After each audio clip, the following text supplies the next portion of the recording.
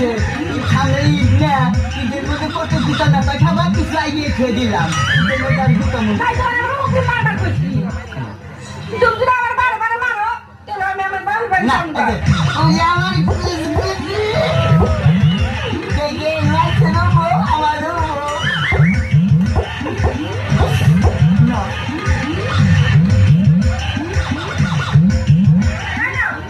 কে আমার সেখানে সবজি ভাঙবো না কে